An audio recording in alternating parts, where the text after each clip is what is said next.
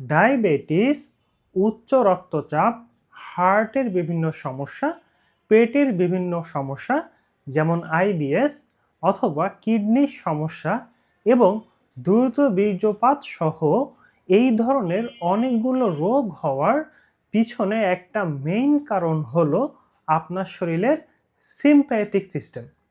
আপনার শরীরের sympathetic system যখন ওভার অ্যাক্টিভ থাকে এই রোগগুলো দেখা দেয়। তাহলে এই সিম্প্যাথেটিক সিস্টেমটা আসলে কি?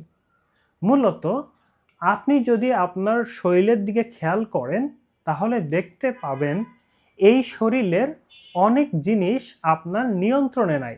যেমন আপনি যে শ্বাস প্রশ্বাস নিচ্ছেন, আপনি কখনো মনে করে করে শ্বাস নেন না বা মনে করে করে শ্বাস ছাড়েন না, বা আপনার হার্ট যেটা 24 ঘন্টা বিট করতেছে, এ কখন জোরে বিট করবে বা কখন আস্তে বিট করবে এটাও আপনি নিয়ন্ত্রণ করেন না।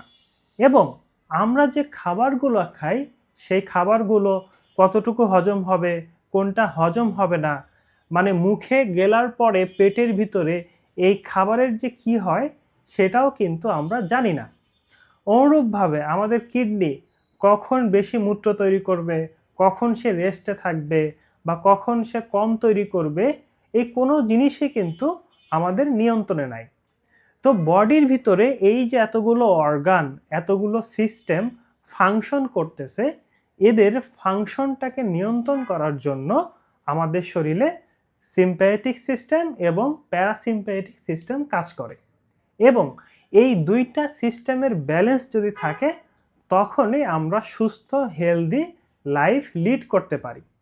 মূলত সিম্প্যাথেটিক সিস্টেমের কাজ হলো আমরা যখন অনেক স্ট্রেসে থাকি, অ্যাংজাইটিতে থাকি, মারামারির মধ্যে থাকি বা ঝগড়াঝাটির মধ্যে থাকি, তখন আমাদের শরীরটাকে ওইভাবে প্রস্তুত করা। মানে একটা স্ট্রেসফুল এনভায়রনমেন্ট যেখানে ঝগড়াঝাটি হচ্ছে বা যেখানে আপনার একটু মারামারি করতে হইতে পারে বা আপনি ভয় পাচ্ছেন, আপনাকে পালাইতে হবে, এই সময়ে আমাদের শরীরের যে সিস্টেমগুলো কাজ করা দরকার, সিম্প্যাথেটিক সিস্টেম সেগুলোকে অ্যাক্টিভ করে। যেমন এই মারামারির সিচুয়েশনে আপনার শরীরে এনার্জি দরকার, শক্তি দরকার। এজন্য সিম্প্যাথেটিক সিস্টেম আপনার শরীরে গ্লুকোজের পরিমাণটা বাড়ায় দেয়। এবং এই যে গ্লুকোজটা আপনার শরীরে পৌঁছায় দিবে বা যে মাসেলগুলা যে এই গ্লুকোজটা নিবে বা এই গ্লুকোজটাকে বার্ন করার জন্য তো অক্সিজেনের পরিমাণটা বেশি দরকার।